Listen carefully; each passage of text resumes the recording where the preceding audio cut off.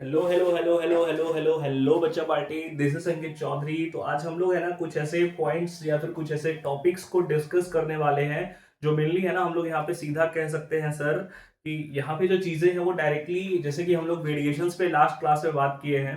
तो वेरिएशंस पे अगर हम बात किए तो वेरिएशंस के बारे में हम ये बोले सर वेरिएशन क्या होता है, ठीक है। तो हम बोले सर वेरिएशन क्या है, अपने मीन पोजीशन से अगर कोई चीज डेविएट कर रही है वही हमारा क्या है, वेरिएशन है। तो अगर हम वेरिएशंस पे बात कर लिए तो फिर हमारा है सर वेरिएशन का कितना टाइप है। तो हम बोले वेरिएशन जो है बेटा मेनली दो तरीके का है, एक है कॉन्टिन्यूअस और एक है हमारा डिसकॉन्टिन्यूअस, ठीक है। तो सबसे पहले हम बात करेंगे कॉन्टिन्यूअस पे। हम बात किए तो कॉन्टिन्यूअस को हम अच्छे से एक्सप्लेन किए। हम बोले सर मेंडल भी कहते हैं, मेंडल चचा सॉरी डार्विन चचा भी हमारे कहते हैं कि जो कॉन्टिन्यूअस वेरिएशन है वो बहुत अच्छा है और होते रहना चाहिए, ठीक है। उसके बाद हम कहते हैं सर डिसकॉन्टिन्यूअस क्या है, तो डिसकॉन्टिन्यूअस दैट इज कभी कभी चेंजिंग आ जाएगी, ठीक है। जैसे कि डिसकॉन्टिन्यूअस में हम लोग बात किए थे तो हम लोग बोले थे पॉलीडेक्टिली ह्यूमंस में होता है, दैट इज जब एक बच्चा जन्म लेता है तो उसके हाथों में 5 उंगलियां इन कॉमन होती है, जनरल होती है, बट कभी कभी किसी के हाथों में 6 उंगलियां हो जाती है। तो polydactyly is an example of meristic, हाँ, meristic variation which is a kind of part of discontinuous variation, ठीक है। तो हम लोग है ना मेनली इन चीजों पे डिस्कस कर चुके थे, बातें कर चुके थे, ठीक है। उसके बाद हमारा जो है ना मतलब कुछ ऐसे पॉइंट्स है या फिर कुछ ऐसे टॉपिक्स है जो मेनली सेक्शन ए के तौर पे आपसे पूछा जाता है, आपको वो चीज पर्टिकुलर बताना पड़ता है। आपसे पूछ देगा what is heredity, that is सबसे छोटा सबसे कॉमन टॉपिक है, बट आपके इग्नोरेंस की वजह से, ठीक है, इग्नोर करना बहुत लोग आप में से जानते भी होंगे, बहुत नहीं भी जानते हैं।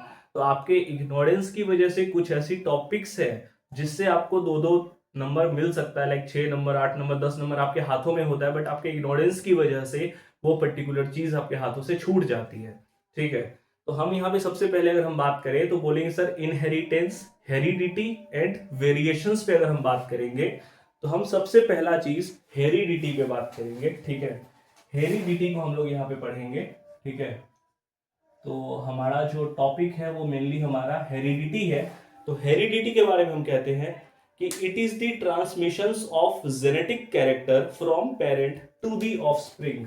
मतलब कि हम यहाँ पे क्या बोले, हम यहाँ पे ये चीज कह रहे हैं कि एक पर्टिकुलर जो कैरेक्टर है, एक पर्टिकुलर जो चीज है पेरेंट से उसके बच्चे मतलब उनके बच्चे में ऑफस्प्रिंग्स में आना, ठीक है, ठीक है। दैट इज हम यहाँ पे ये चीज कहते हैं। यहाँ पे है ना मतलब मेनली क्या है, यहाँ पे मेनली क्या है सर, किसका ट्रांसमिशन हो रहा है, तो जेनेटिक कैरेक्टर का ट्रांसमिशन हो रहा है, ठीक है। जेनेटिक कैरेक्टर का ट्रांसमिशन हो रहा है, जेनेटिक कैरेक्टर का ट्रांसमिशन हो रहा है, ट्रांसमिशन ऑफ जेनेटिक कैरेक्टर। मतलब कि किसी भी पेरेंट की जो कैरेक्टर है वो उनके ऑफस्प्रिंग में डिलीवर हो रही है, ट्रांसमिट हो रही है जेनेटिक कैरेक्टर, उसी को हम यहाँ पे हेरिडिटी कहते हैं, ठीक है। जैसे कि हम यहाँ पे कॉमन एग्जांपल की बात करें तो हम यहाँ पे एक चीज कह सकते हैं, जैसे ह्यूमन बेबी है, ठीक है। हम एग्जांपल में बात करें तो हम बोलेंगे सर एक ह्यूमन बेबी है। तो ह्यूमन बेबी में अगर हम बात करते हैं तो सिंपली हम यहाँ पे क्या बोल रहे हैं सर, दो कान है, दो आंख है, एक नाक है, ठीक है। तो हम पर्टिकुलर कह सकते हैं कि ओवरऑल कैरेक्टरिस्टिक्स जो है इनकी, ओवरऑल कैरेक्टरिस्टिक्स जो है इनकी, ओवरऑल कैरेक्टरिस्टिक्स जो है इनकी वो बिल्कुल सेम है, इस ओवरऑल कैरेक्टरिस्टिक्स इज सेम, ठीक है। तो हम यहाँ पे डायरेक्टली ये चीज कह सकते हैं कि हेरिडिटी क्या है, पेरेंट से जो जेनेटिक कैरेक्टर उनके बच्चे में जाता है, दिस इज हेरिडिटी, ठीक है। उसके बाद हम यहाँ पे बात करेंगे, एक पॉइंट हम लोग का बहुत कॉमन है, ठीक है, बहुत लोग के मन में आ सकता है, सिलेबस में नहीं है, टॉपिक में नहीं है, बट अपार्ट फ्रॉम दिस ये पॉइंट आ रहा है सिलेबस में। अगर हम बहुत डेप्थ में जाते हैं तो ये पॉइंट्स हमें देखने को मिलता है, ठीक है। ये पॉइंट हम लोग को देखने को सुनने को मिलेगा, ठीक है। तो ये एक पॉइंट है हमारा जिसका नाम है सोमेटोजेनिक, ठीक है। हमारा एक पॉइंट है सोमेटोजेनिक, दिस इज की हम यहाँ भी ये चीज कह सकते हैं कि these are the acquired variations, somatogenic, हाँ, somatogenic are the acquired variation and are non-inheritable in nature. The ability of an organism to alter its phenotype, ठीक है, in response to environment is called phenotypic plasticity, ठीक है। हम यहाँ पे ये चीज कह सकते हैं, हम यहाँ पे ये सिंपली हम सीधे इसके लिए क्या बोलना चाहेंगे कि भाई खुद कमाना होगा, भाई खुद कमाना होगा।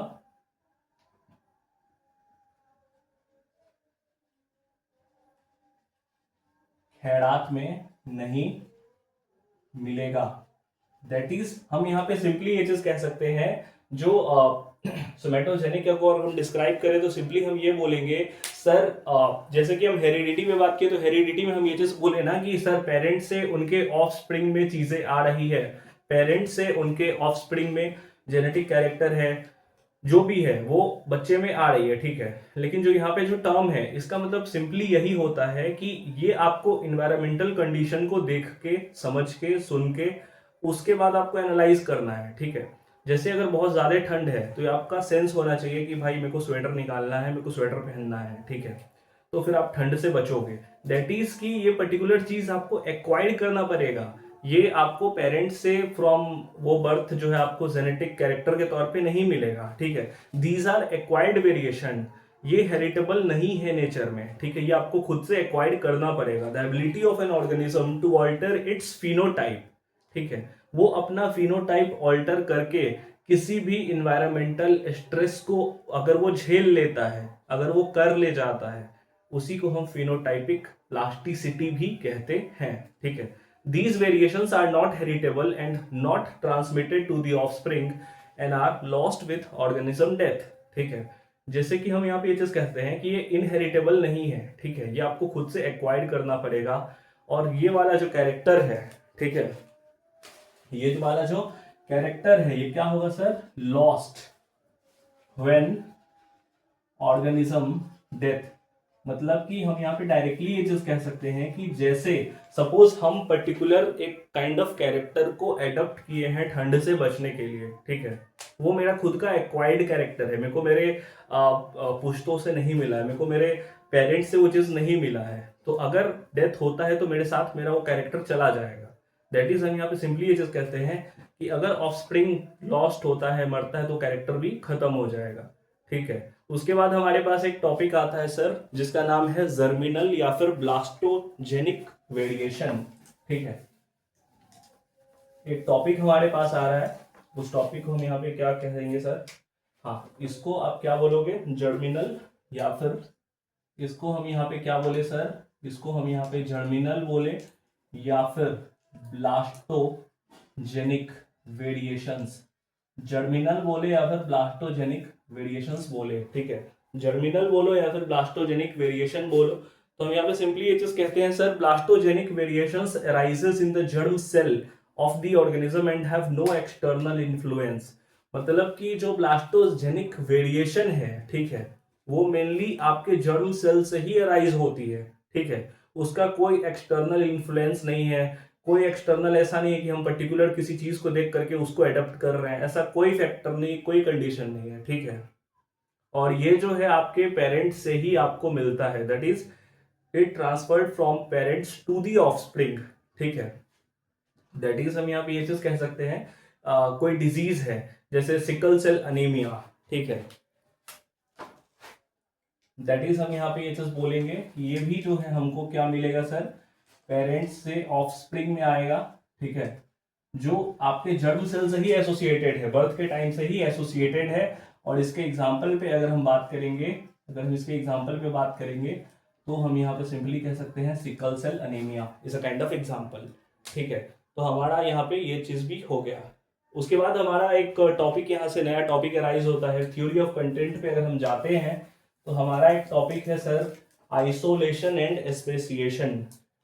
हमारा एक टॉपिक है, उस टॉपिक का नाम है बेटा हमारा आइसोलेशन एंड स्पेसिएशन, ठीक है। हमारा टॉपिक है और उस टॉपिक का नाम है हमारा आइसोलेशन एंड स्पेसिएशन, ठीक है।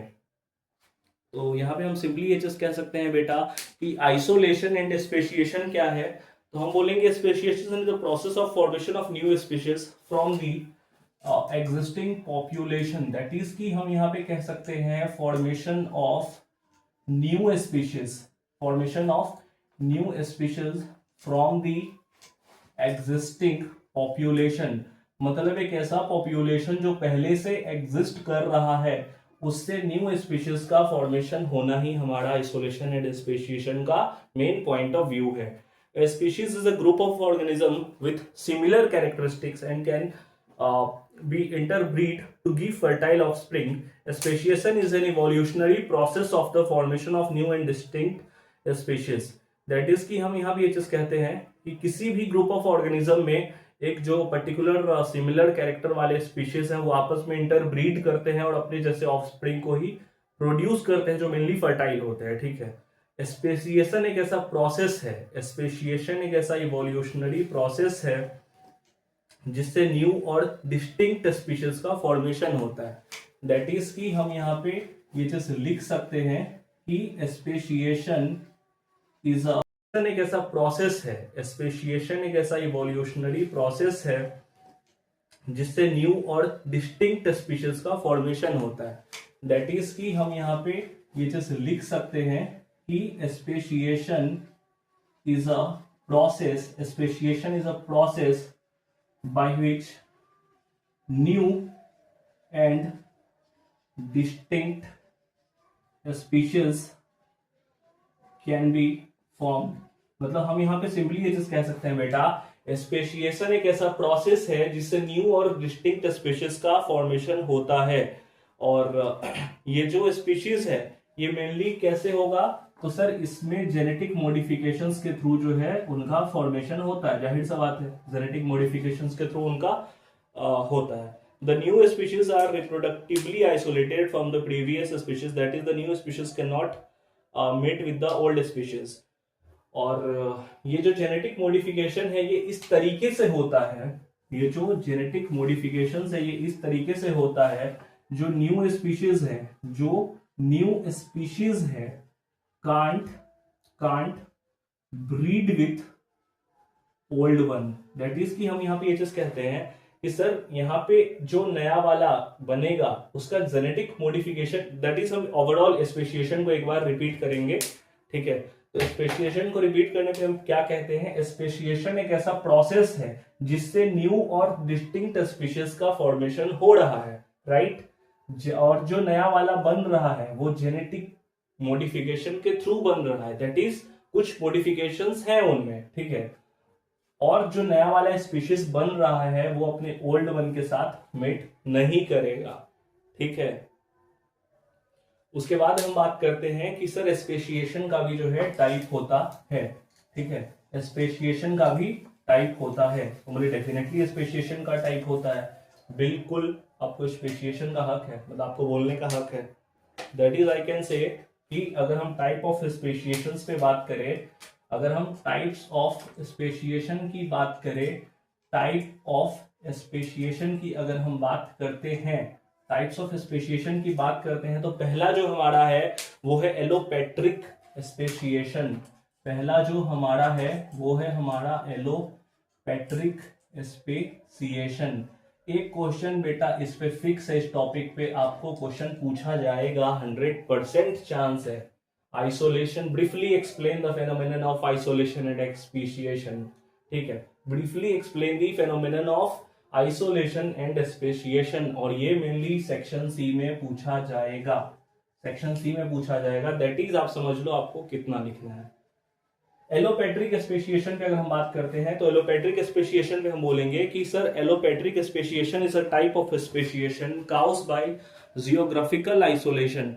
दैट इज कि अगर हम बेटा इस पे बात करते हैं, ठीक है, अगर हम इस पे बात करते हैं तो हम यहाँ पे सिंपली ये चीज बोलेंगे कि allopatric speciation is the type of speciation caused by geographical isolation in this the population is separated by a physical barrier।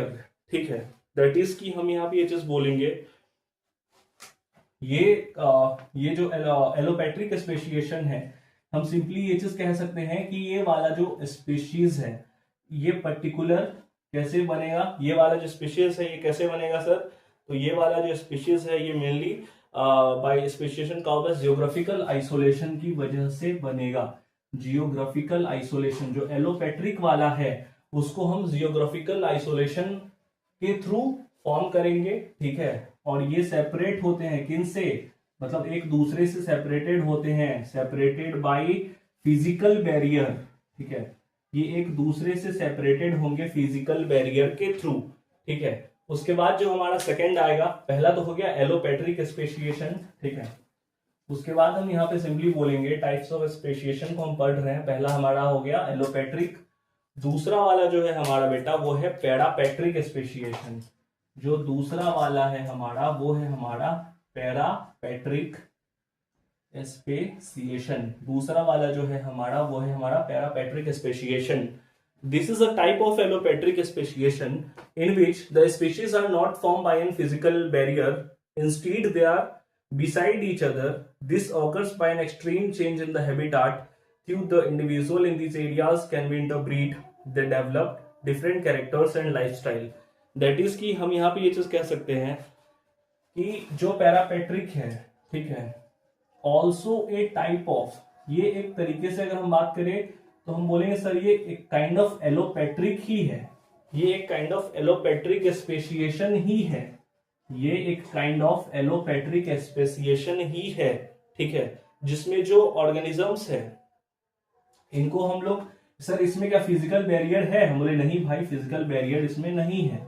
That is कि हम यहाँ पे बोले कि ये काइंड ऑफ एलोपेट्रिक स्पेसिएशन ही है, बस इसमें जो ऑर्गेनिज्म का फॉर्मेशन हो रहा है वो फिजिकल बैरियर के थ्रू नहीं हो रहा है, ठीक है। इसमें कोई फिजिकल बैरियर नहीं है। Instead they are beside each other, जबकि ये लोग एक दूसरे के साथ ही रह रहे हैं। This occurs by an extreme change in the habitat.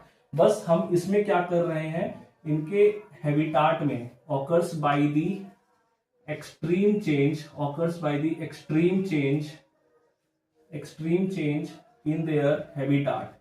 That is हम यहाँ पे ये चीज कह रहे हैं बेटा, पैरापेट्रिक स्पेसिएशन जो है काइंड ऑफ एलोपेट्रिक स्पेसिएशन ही है, लेकिन एलोपेट्रिक में हम लोग क्या किए थे, फिजिकल बैरियर को रखे थे कि भाई तुरा एक दूसरे से अलग करके रखेंगे, ठीक है। लेकिन हम पैरापेट्रिक में क्या किए हैं, फिजिकल बैरियर इसमें कुछ है ही नहीं, फिजिकल बैरियर से फॉर्मेशन ही नहीं होगा। ये मेनली हम लोग क्या कर रहे हैं, हैबिटाट को चेंज कर रहे हैं एक्सट्रीम लेवल पे, ठीक है। और इस एरिया में मतलब हैबिटाट को हम चेंज कर रहे हैं, ठीक है, हैबिटाट को हम चेंज कर रहे हैं। हैबिटाट को चेंज करने के बाद जो स्पीशीज इंटरब्रीड करेंगे, ठीक है, आपस में प्रेम संबंध का क्रिएशन करेंगे, ठीक है, वो जो कैरेक्टरिस्टिक्स लेकर के आएंगे, इंटरब्रीड करने के बाद जो कैरेक्टरिस्टिक्स लेकर के आएंगे वो बिल्कुल ही डिफरेंट होगा। मतलब जो फॉर्मेशन होगा उसका जो कैरेक्टरिस्टिक्स है वो बिल्कुल ही डिफरेंट होगा, उनका जो लाइफस्टाइल है वो बिल्कुल ही डिफरेंट होगा, ठीक है। तो एलोपेट्रिक हो गया, फिर उसके बाद हमारा पैरापेट्रिक हो गया। उसके बाद अगर हम बात करेंगे बेटा तो हम यहाँ पे सिंपली ये चीज बोलेंगे, अब है हमारा पेरीपेट्रिक, ठीक है। उसके बाद हमारा क्या है, उसके बाद हमारा है पेरीपेट्रिक स्पेसिएशन, ठीक है। पेरीपेट्रिक स्पेसिएशन पे भी हम अभी बात करेंगे, ठीक है। तो पेरीपेट्रिक स्पेसिएशन पे भी हम अभी बात करेंगे। तो अभी तक हम लोग मेनली दो क्या पढ़े हैं, तो अभी तक हम मेनली दो चीज पढ़े हैं, दैट इज एलोपेट्रिक, उसके बाद हम पढ़े हैं पैरापेट्रिक। अब हम पढ़ेंगे पेरीपेट्रिक, ठीक है। पेरीपेट्रिक में अगर हम बात करेंगे तो पेरीपेट्रिक में हम बोलेंगे this is a type of allopatric speciation in which new species are form from an isolated peripheral population. In this the population are prevented from exchanging genes and therefore it is difficult to distinguish between them. मतलब हम यहाँ पे पेरीपेट्रिक में हम यहाँ पे ये चीज कह रहे हैं कि ये काइंड ऑफ एलोपेट्रिक स्पेसिएशन है जिसमें जो न्यू स्पीशीज का फॉर्मेशन हो रहा है वो आइसोलेटेड पेरिफेरल पॉपुलेशन के साथ हो रहा है। मतलब एक ऐसे पॉपुलेशन के साथ हो रहा है जो पहले से ही आइसोलेटेड है, ठीक है। In this the population are prevented from exchanging genes and therefore it is difficult to distinguish between them. That is कि हम यहाँ पे पेरीपेट्रिक में कह रहे हैं कि हम पेरीपेट्रिक वालों को किससे करेंगे सर, तो पेरीपेट्रिक वालों को हम यहाँ पे मेनली है ना आइसोलेटेड पेरिफेरल पॉपुलेशन से करेंगे, आइसोलेटेड पेरिफेरल पॉपुलेशन, ठीक है। दैट इज हम यहाँ पे ये चीज कहेंगे कि ये कैसा एलोपेट्रिक स्पेसिएशन है, ये कैसा एलोपेट्रिक स्पेसिएशन है जिसमें हम क्या कर रहे हैं, ठीक है, न्यू स्पीशीज को फॉर्म कर रहे हैं पहले से ही आइसोलेटेड पेरिफेरल पॉपुलेशन के साथ, दैट इज कि हम यहाँ पे सिंपली ये चीज कह रहे हैं कि new species can be formed by new species can be formed by isolated peripheral population. ठीक है, आइसोलेटेड पेरिफेरल पॉपुलेशन, मतलब कि हम यहाँ पे सिंपली ये चीज कह रहे हैं बेटा कि हम यहाँ पे जो नया स्पीशीज का फॉर्मेशन कर रहे हैं वो पहले से ही आइसोलेटेड पेरिफेरल पॉपुलेशन के मतलब इससे कर रहे हैं, इसके थ्रू कर रहे हैं। ठीक है, उसके बाद हम बात करेंगे तो हमारे पास अब आ गया सिम्पेट्रिक स्पेशिएशन। ठीक है, अब हमारे पास आ गया सिम्पेट्रिक स्पेशिएशन। तो अभी तक हम पढ़े हैं एलोपेट्रिक, पैरापेट्रिक, पेरीपेट्रिक, अब हम पढ़ेंगे sympatric. It refers to the evolution of new species from the surviving ancestral species in which both the species continue to live in the same geographical region. मतलब दैट इज हम यहाँ पे क्या कह रहे हैं, हम यहाँ पे सिम्पेट्रिक वाले को क्या कह रहे हैं कि जैसे हम लोग है ना रिलीजन देखते हैं, रिलीजन देख रहे हैं, कास्ट देख रहे हैं, फिर गोत्र देख रहे हैं, तो काइंड ऑफ ये ऐसा ही स्पीशीज है। ठीक है, दैट इज हम यहाँ पे बोलेंगे सर जो सिम्पेट्रिक वाला है ये अपने ही एंसेस्ट्रल मतलब जो पूर्वजों से चलता आ रहा है इन्हीं के स्पीशीज में, इन्हीं के जात धर्म कास्ट गोत्र में। ठीक है, तो इन्हीं में ये आपस में वो कर रहे हैं। ठीक है, it refers to the evolution of new species from the surviving ancestral, मतलब कि भाई मेरा वाला पूर्वज जो पहले से रहता आ रहा है हम उन्हीं के साथ इंटरब्रीड करेंगे और फॉर्मेशन ऑफ न्यू वन करेंगे। ठीक है, तो सिम्पेट्रिक वही है। तो हमारा यहाँ पे जो आइसोलेशन एंड स्पेशिएशन का कॉन्सेप्ट है वो लगभग खत्म हो चुका है। अब हमारे पास मेनली दो तीन फैक्टर्स हैं, दो तीन चीजें हैं जो हमारे आइसोलेशन एंड स्पेशिएशन को अफेक्ट करेगी। ठीक है, तो उसमें हम मेनली सेकेंड लेक्चर में इसको कवर करेंगे आइसोलेशन एंड स्पेशिएशन के। तब तक के लिए थैंक यू।